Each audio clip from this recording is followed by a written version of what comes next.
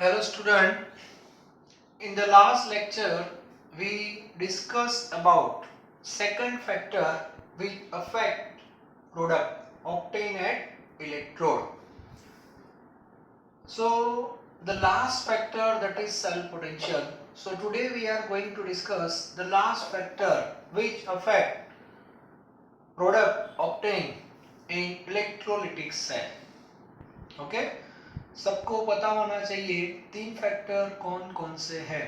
First one is concentration of electrolyte, second that is nature of electrode and third that is cell potential. So cell potential that is the factor actually which is in terms of Faraday law of electrolysis. Okay, तो हमारा जो third factor है इसको हम बोलते हैं cell potential. Cell potential ते जो फैक्टर है वो actually Faraday's laws of electrolysis है और न्यूमेरिकल जो आएंगे पार्ट 2 में वो भी इसके बेस पे ही होंगे. ओके, और फैराडे ने दो लॉ दिए हैं, फर्स्ट एंड सेकंड, और दोनों आपको दिए हैं 1834 में. ठीक है, 1834. और एक कौन सी सेंचुरी हो गई? 19th century. ये भी आपको पता होना चाहिए. तब मोल का कॉन्सेप्ट नहीं था. ओके, चलो तो सबसे पहले फर्स्ट लॉ की एक्सपेरिमेंट की बात करते हैं पहले. चलो, ये थर्ड फैक्टर है, तो आगे जैसे मैंने आपको बताया था वैसे ही कोई भी फैक्टर आपको पढ़ना है तो बाकी दो फैक्टर को क्या कर दो? साइलेंट कर दो. हाँ, तो यहाँ पे दो वेसल है, तो पहला फैक्टर होता है कंसंट्रेशन ऑफ इलेक्ट्रोलाइट. तो दोनों में मोल्टन NaCl हमने रखा है, मोल्टन NaCl. क्लियर? तो फर्स्ट फैक्टर दोनों में सेम हो गया. Second factor that is nature of electrode, तो इसमें भी दोनों में हमने इलेक्ट्रोड सेम रखे हैं. और ये जो बैटरी है उसमें जो हम सप्लाई करेंगे, व्हाटएवर करंट हो, जो भी हम सप्लाई करेंगे, दैट इज डिफरेंट. ओके, तो करंट मतलब इलेक्ट्रिकल एनर्जी, तो दोनों में जो इलेक्ट्रिकल एनर्जी सप्लाई होगी दैट इज टोटली डिफरेंट. अब यहाँ पे मान लो कि यहाँ पे हमने एनर्जी ज्यादा सप्लाई की, इलेक्ट्रिकल एनर्जी ज्यादा सप्लाई की आपने, और फिर चेक किया प्रोडक्ट में क्या चेंजेस आते हैं. It means amount of product में, not type of product. Type of product that is same in both cell. यहाँ पे आपको क्लोरीन मिलेगा तो यहाँ पे क्लोरीन ही मिलेगा. यहाँ पे सोडियम डिपॉजिट होगा तो यहाँ पे सोडियम ही डिपॉजिट होगा. बात समझ आ रही है? It means type of product that is same but amount of product is different. So where sodium chlorine has more value compared to other cell, तो पता चला फैराडे को जहां पे हमने electrical energy, quantity of electricity ज्यादा supply की, वहां पे quantity of product that is more. तो एक सिंपल है, amount of product that is directly proportional to amount of electricity. Clear? तो फर्स्ट लॉ का स्टेटमेंट बहुत सिंपल है, मैंने जो आपको पैम्फलेट दिया है उसमें सारे लॉ का स्टेटमेंट है. ठीक है, तो अमाउंट ऑफ प्रोडक्ट में suppose W and amount of electricity that is Q, and both are directly proportional. So this is a mathematical form of first law. W proportional to Q. W means amount of product in gram, amount of electricity in coulomb. Therefore W proportional to Q is equal to IT, and therefore W is equal to ZIT. Yes, ये सब text book में नहीं है. Okay, now what is the meaning of Z, तो वो भी मैं आपको बता दूं. वह Z is equal to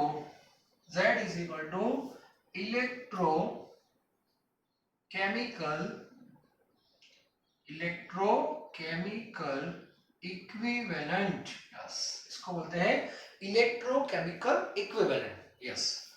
Now this is equation number 1. From 1, Z is equal to W upon IT. It means W by Q. और इस फॉर्मूला से हम यूनिट बना सकते हैं, यूनिट ऑफ Z. तो एमसीक्यू आपको मिलेगा what is the unit of Z. तो Z क्या है? Not atomic number, not number of atoms per unit cell. यहाँ पे Z का मीनिंग होता है इलेक्ट्रोकेमिकल इक्विवेलेंट. और इसका यूनिट क्या होगा? W का यूनिट क्या होता है? ग्राम. और Q मींस कूलम, ग्राम पर कूलम. एंड पर कूलम मींस 1 कूलम. तो इसका मीनिंग हो गया कि सेल में यदि आपने 1 कूलम इलेक्ट्रिसिटी पास की, so whatever mass obtain of element that is called Z. Okay, तो Z की डेफिनेशन आप यहां से बना सकते हो. तो थोड़ी इंफॉर्मेशन मैंने Z के बारे में आपको बता दी. ओके, चलो इसको आगे ले जाते हैं. तो ये जो Z है that is m upon nf. So finally formula like this, W is equal to mit upon nf. Yes, इसका मीनिंग हो जाता है Z होता है m upon nf. आप बोलोगे सर m और n ये सब क्या है? So ये जो m है that is the atomic mass of element. I current, T time in second, n valency and f Faraday's constant. और इस सबको कंबाइन कर दो तो आपको W डायरेक्ट मिल जाएगा. So this is a shortcut method to solve MCQ. W is equal to MIT upon NF. तो ये Z की जगह मैंने लिखा M upon NF. इसको क्या बोलते हैं? इसको बोलते हैं E. E means equivalent mass. ये सबको पता है. ये एटॉमिक मास है. Atomic mass upon valency, EBV. तो यहाँ पे वैलेंसी अप्लाई होगा. So that is called equivalent mass and therefore E is equal to ZF. ऐसा भी आप लिख सकते हो. ठीक है, तो ये सब MCQ में आपको पता होना चाहिए, क्योंकि MCQ में which of the following relation is correct, इस टाइप के MCQ आते हैं. तो यहाँ से पूरा पिक्चर आपका क्लियर होना चाहिए. W proportional to Q, W proportional to IT, ZIT, MIT by NF. ये चारों इक्वेशन सीक्वेंस में होने चाहिए. क्लियर? और ये Z क्या है वो अलग से क्लियर होना चाहिए. This portion indicate Z. बस क्लियर? तो इस बेस पे हम MCQ सॉल्व करेंगे. जब आएंगे तब मैं बताऊंगा. क्लियर? और फर्स्ट लॉ में हम कंपैरिजन भी कर सकते हैं. तो कंपैरिजन वाले क्वेश्चन भी आप सॉल्व कर सकते हो. W प्रोपोर्शनल टू Q है, therefore W1 upon W2 is equal to Q1 upon Q2. Therefore W1 upon W2 is equal to Q means IT, I1 T1, I2 T2. ये सब भी हम MCQ लेवल पे solve कर सकते हैं. तो ये पॉइंट्स भी आपको पता होने चाहिए. So this is the first law, which is very very easy. Clear? Simple logic है. जितनी इलेक्ट्रिसिटी ज्यादा आप डालोगे, पास करोगे, उतनी प्रोडक्ट ज्यादा मिलेगी in terms of gram. Clear? तो ये हमारा फर्स्ट लॉ है. अब हम बात करेंगे सेकंड लॉ. सेकंड लॉ में फैराडे ने थोड़ा मॉडिफाई किया है. इसमें दोनों सेल डिफरेंट है. हाँ, दोनों में इलेक्ट्रोलाइट सेम लिया है, बैटरी में वेरिएशन है, करंट में वेरिएशन है. अब उसने सोचा कि दो सेल में इलेक्ट्रोलाइट डिफरेंट हो, लेकिन दोनों के बीच में बैटरी कॉमन हो. और ऐसा कब पॉसिबल है? If you connect both cell in series और दोनों में इलेक्ट्रिसिटी में सेम डालनी है, तो देखते हैं क्या होता है. ठीक है, और उसका जो रिजल्ट है that is second law of Faraday. तो ये आपका हो गया था फर्स्ट लॉ. फर्स्ट लॉ में रिलेशन याद रखना है W प्रोपोर्शनल टू Q. अब सेकंड लॉ में क्या होगा वो देखते हैं. चलो,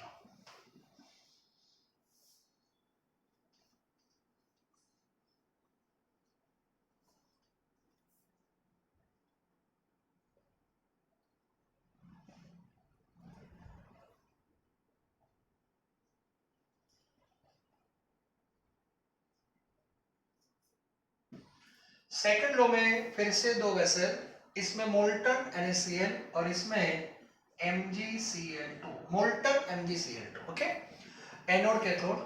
अब ये दोनों both electrolyte that is totally different in both cell. Okay, now you have to connect both cell in series. So how to connect in series? For that एक कैथोड है और एक एनोड है. पहले इन दोनों को कनेक्ट करता हूं. बोले इसका कैथोड इसके एनोड के साथ, ओके, और इसका जो एनोड है वो इसके कैथोड के साथ, और बीच में हो जाएगी एक सिंगल बैटरी। मान लो कि 3 सेल है तो सिंपल, यहाँ पे तीसरा सेल हो जाएगा, तो इसका कैथोड इसके एनोड के साथ लाइक दिस, और इसका एनोड लास्ट के कैथोड के साथ विद हेल्प ऑफ बैटरी। तो इट मींस बैटरी एक ही रहेगी। अब बैटरी एक है तो दोनों में जो करंट सप्लाई होगा, electrical energy, quantity of electricity, that is same. अब फैराडे ने प्रैक्टिकल किया इस बेस पे। यहाँ पे एक एग्जांपल लेते हैं सोडियम, और यहाँ पे कलेक्ट होगा मैग्नीशियम। तो फैराडे को ऐसा लगा कि दोनों में जब इलेक्ट्रिसिटी सेम आएगी तो यहाँ पे जितना सोडियम डिपॉजिट होगा उतना ही मैग्नीशियम डिपॉजिट होगा। This is the question. और प्रैक्टिकल के जो रिजल्ट आए उससे पता चला their amount is totally different.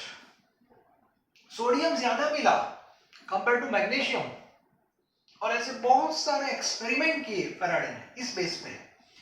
अब फाइनली उसने कंक्लूजन निकाल दिया, और कंक्लूजन ये था कि इस सिचुएशन में कौन सी मेटल, कौन सा एलिमेंट ज्यादा मिलेगा, that depends on its equivalent weight. कौन सा वेट? इक्विवेलेंट वेट, मतलब जिसका E ज्यादा होगा उसका अमाउंट ज्यादा मिलेगा। Okay, so this is a statement of second law. So here W proportional to E. Yes. Second law में फर्स्ट में W proportional to Q था, उसमें दोनों सेल को कनेक्ट नहीं किया था, उसमें इलेक्ट्रोलाइट सेम था, बैटरी डिफरेंट थे, इसमें battery same, electrolyte different. In that case W proportional to E. E में क्या है? Equivalent mass. इसका मीनिंग हुआ W1 upon W2 is equal to E1 upon E2, ऐसा आप लिख सकते हैं, okay, where E is equal to atomic mass upon valency, atomic mass M, valency V, E is equal to M by V। तो यहाँ पे आप लिख सकते हो as a E1 M1 upon V1, E2 M2 upon V2, and here W1 upon W2। तो आपको ऐसे एमसीक्यू मिलेंगे, यहाँ पे 3 रेशियो है, W1 upon W2, M1 upon M2 और V1 upon V2। तो 3 में से 2 रेशियो आपको दिए होंगे, तो आप थर्ड रेशियो फाइंड कर सकते हो। तो ऐसे क्वेश्चंस आपको यहाँ पे मिलेंगे एमसीक्यू लेवल पे। तो ये भी आपका कॉन्सेप्ट क्लियर होना चाहिए। And this is the second law, not thermodynamics, second law of Faraday, okay. तो ये क्लियर होना चाहिए। अब मुझे बताओ क्लोरीन से सोडियम ज्यादा मिलेगा कि मैग्नीशियम? तो सिंपल लॉजिक है, Na का E1 फाइंड करो और मैग्नीशियम का E2 फाइंड करो, ये फॉर्मूला से। मुझे बताओ सोडियम का एटॉमिक मास 23 है लेकिन उसकी वैलेंसी 1 है, तो E1 हो जाएगा 23। मैग्नीशियम का एटॉमिक मास 24 है नो डाउट, लेकिन उसका वैलेंसी 2 है, तो आंसर 12 हो जाएगा। बात समझ आ रही है? मतलब जो अमाउंट डिसाइड होगा वो एटॉमिक मास या तो वैलेंसी से डिसाइड नहीं होता, दोनों का जो रेशियो है वहां से डिसाइड होगा। बात समझ आ रही है? तो सोडियम और मैग्नीशियम के केस में आपने नोट डाउन किया होगा atomic mass as well as valency both are different. Atomic mass भी दोनों का डिफरेंट है, दोनों के वैलेंसी भी डिफरेंट है, तो रेशियो के बाद पता चलेगा किसका E ज्यादा है। So in that case E of sodium is more 23।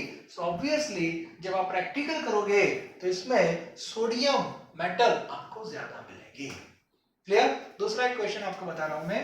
For example आपके पास 2 सेल है Fe2+ और Fe3+, फेरस एंड फेरिक, दोनों डिफरेंट वेसल में है, ठीक है। बोथ गिव Fe आयरन, दोनों आपको Fe देंगे, Fe solid by reduction. Clear? Okay. अब मुझे बताओ कौन सा आयन Fe ज्यादा देगा? तो इस सिचुएशन में आपको चेक करना है E is equal to M by V। Clear? Okay. Series में, हाँ, दोनों सीरीज में, हाँ, दोनों सीरीज में कनेक्ट किए। तो इसमें आप देखो दोनों में आयन जो है वो Fe का ही है, तो एटॉमिक मास तो सेम हो जाएगा। So in that case m constant E inversely proportional to valency. तो ऐसे क्वेश्चन में डायरेक्ट पता चल जाएगा कि कौन सा आयन आपको Fe ज्यादा देगा, सिंपल। तो मुझे बताओ वैलेंसी जिसकी कम होगी उसका ई ज्यादा होगा, और जिसका ई ज्यादा है उसका अमाउंट भी ज्यादा होगा। तो simple, ferrous will give more amount of Fe compared to Fe3 plus। ये क्लियर होना चाहिए, ओके। तो ऐसे क्वेश्चन जब जी नीट में आते हैं तो आप direct concept should be clear. Clear, E clear होना। ई किस पे डिपेंड है? m by v पे डिपेंड है। और क्वेश्चन में आप देखो m सेम है तो e v पे डिपेंड होगा, v सेम है तो e m पे डिपेंड होगा, okay. For example Na plus और K प्लस है, चलो तो इसमें क्या है मुझे बताओ। इसमें वैलेंसी सेम है, so in that case E directly proportional to m हो जाएगा। तो जिसका m ज्यादा उसका E ज्यादा, फिनिश। तो एटॉमिक मास पोटेशियम का ज्यादा है तो पोटेशियम का अमाउंट भी आपको ज्यादा मिलेगा if both cell connect in series. Series में तो बैटरी की होगी, क्लियर। तो ये सेकंड लॉ है। तो सेकंड लॉ के कुछ क्वेश्चन, ये सब 19th सेंचुरी की बात है, उसमें ये सब फैराडे ने हमें कॉन्सेप्ट दिए थे। ये पहले फिजिक्स में भी आता था टॉपिक, केमिस्ट्री में भी आता है, अब फिजिक्स में टॉपिक को स्किप कर दिया है। तो अभी जो भी है वो सब केमिस्ट्री के बेस पे आपको पता होना चाहिए, क्लियर। और ये दोनों लॉ जो है first and second both in 19th century. अब हम बात करते हैं 20th सेंचुरी की। आप बोलोगे सर 19th और 20th आप थोड़ा फोर्सफुली क्यों बोल रहे हो? हाँ, इसका रीजन है। ये पूरा जो मैंने फर्स्ट या सेकंड लॉ मैंने आपको बताया, उसमें मैंने एक चीज आपने नोटिस की होगी, मैंने amount of product amount of product amount of product mention किया हुआ, ग्राम ग्राम ग्राम ग्राम, ऐसा कहीं पर भी मैंने मोल वर्ड यूज नहीं किया। नॉर्मली आपको पता है quantity of matter in chemistry that is in terms of mole, that represent number. तो अभी मैंने कहीं मोल वर्ड यूज किया ही नहीं है, व्हाई? उसका रीजन है ये दो लॉ 19th सेंचुरी में है और मोल का कॉन्सेप्ट कब आया? 20th सेंचुरी में, क्लियर। तो अब जो फैराडे है उसका जो लॉ है, फर्स्ट हो या सेकंड कोई भी हो, इसको अब हम मॉडर्न में लाते हैं, मॉडर्न कॉन्सेप्ट में लाते हैं, मॉडर्न लॉ उसको मॉडिफाई करते हैं, okay. And that is modern law of Faraday, ऐसा बोलते हैं। तो उसके बारे में थोड़ा देख लेते हैं, और जो न्यूमेरिकल हम उसके बेस पे सॉल्व करने वाले हैं, ओके। तो अब जो हम बात करेंगे दैट इज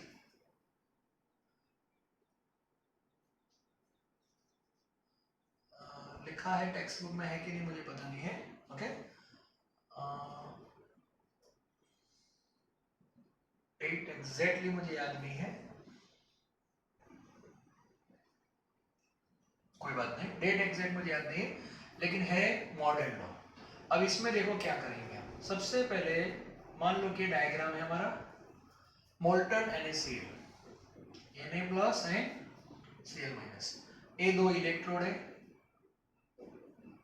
ओके। चलो यहां से Na प्लस क्या होगा? डिपॉजिट होगा बाय विच रिएक्शन? रिडक्शन। तो रिडक्शन हम लिखते हैं, हमें ये सब पता है अभी, तो लेटेस्ट इंफॉर्मेशन ये सब आपको अभी पता है, ओके, यस। अब यहां मुझे बताओ इसमें अमाउंट ऑफ प्रोडक्ट कहां पे है इन टर्म्स ऑफ मोल? इसको हम पढ़ते कैसे हैं? 1 mole Na plus gain 1 mole electron and we have 1 mole Na। तो यहां जो आप लिखते हो 1 mole Na, yes, 1 mole Na represent number of moles, और उसमें इलेक्ट्रिसिटी कहां पे? ए रही, इसको बोलते हैं 1 mole electron, this is equal to 1 Faraday, and 1 Farad means 96500 coulomb. So this part is amount of electricity, amount of electricity, और ये जो part है that is amount of product but in terms of moles. So modern law जो है उसमें जो product की value है वो मोल में आ गई है, ठीक है, और मोल और इन दोनों के बीच का रिलेशन है, ओल्ड लॉ का कॉन्सेप्ट क्या था? W directly proportional to Q ऐसा लिखते थे। हाँ, डायरेक्टली प्रोपोर्शनल। इसमें डायरेक्टली प्रोपोर्शनल वर्ड चला जाएगा।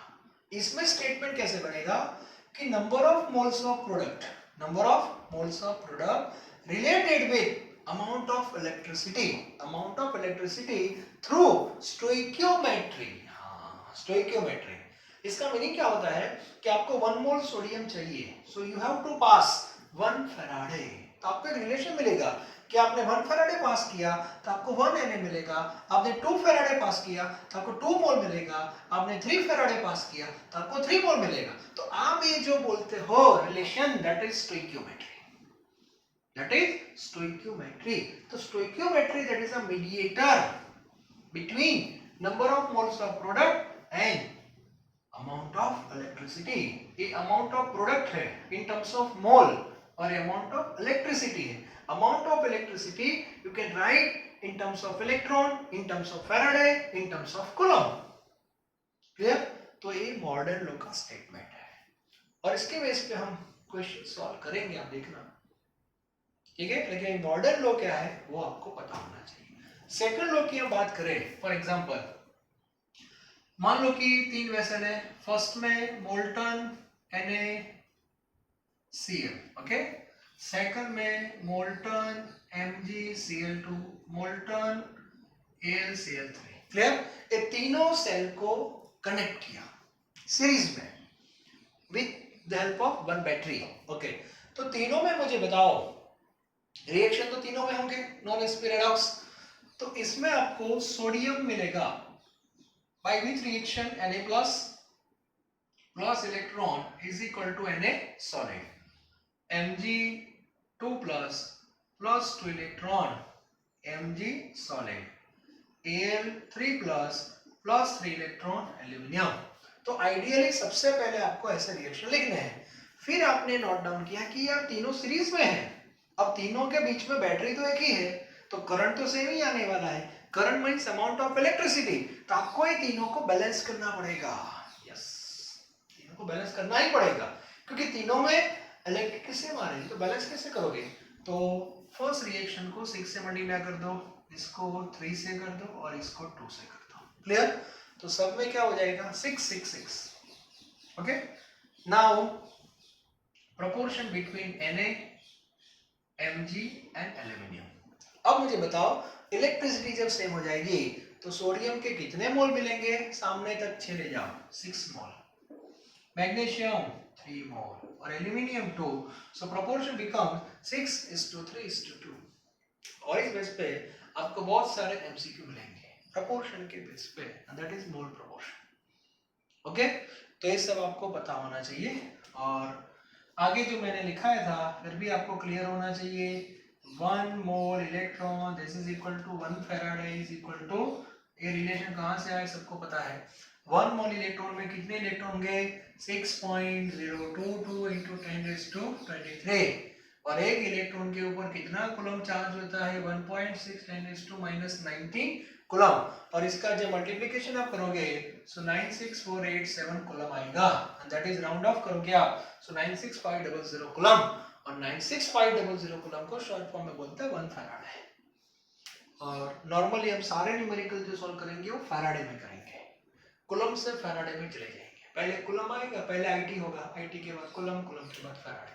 अब फैराडे को मोल के साथ हम जोड़ देंगे। ओके, न्यूमेरिकल में न्यूमेरिकल बहुत इंटरेस्टिंग है, इजी भी है। एक बार ये सेट हो गया रिलेशन कैसे बनाते हैं स्टोइकियोमेट्री, तो फटाफट आपके कैलकुलेशन सॉल्व हो जाएंगे। क्लियर?